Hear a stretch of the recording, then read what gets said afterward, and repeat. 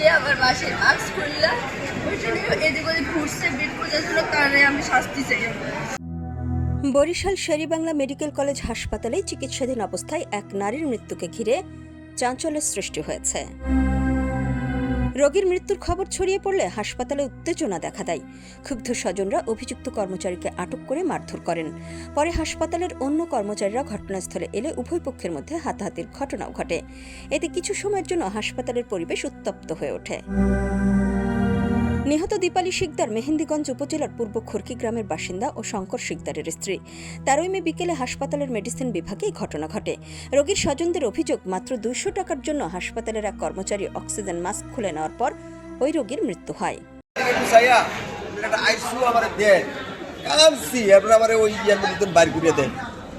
কথা বলছেন কি বলুন, দুঃখের কথা। এরপর আবার শুনছি যে মাস্ক দিছে না, ওই যে ইয়ার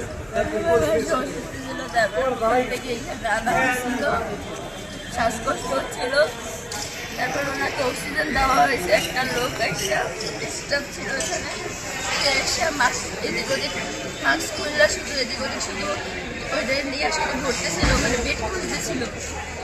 তারপর বেড পায় নাই ওই অবস্থায় যে আমার মাসের মাস্ক খুললা ওইটা নিয়ে এদিক ওদিক ঘুরছে বেড পর্যন্ত কারণে আমি শাস্তি চাই। আমি সেটাই মনে করি, কারণ সে চটপট করতেছিল, শ্বাস নিতে পারছিল না। অক্সিজেন ফেলছে বললে আমার বাড়ি মারা গেছে। আমাকে গ্যাসটা খুললে ওইটা লাগাইছে, আমরা আবার আমাকে সিরিয়াস আমরা লাগাইছি দেখি যে এরা সিক খুললে সেটা আমাকে হ্যাঁ অক্সিজেন ওদিকটা নিয়ে আমাকে ওইটা খুললে লাগাইছি না, আমাকে ওটা আনলেই আমাকে ওটা খুললে খুলে লাগাই ফেলেছি। আর আমরা আমার রোগী অসুস্থ, আমাদের দিকটা কেন খুলছি এই কথা বলছি না, এর মধ্যে এরা সিক খুলেছিল আমাকে বিশেষ, আর আমরা ওদিক মিছিল আমাকে। এক পর্যায়ে পরিস্থিতি নিয়ন্ত্রণে আনতে হাসপাতালে দায়িত্বরত আনসার সদস্যরা হস্তক্ষেপ করেন। আনসার সদস্য নিঠুর রঞ্জন জানান,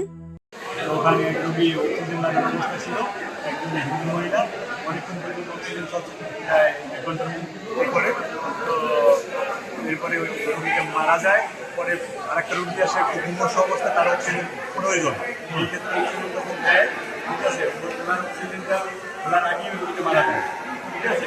এরপরে রোগীটা মারা যাওয়ার পরে অন্য রোগীরে দেয় অক্সিজেন দেয়। এখন ওই রোগীর স্বতন্ত্র বলছে যে আমার রোগী অক্সিজেন খোলার পরে মারা গেছে।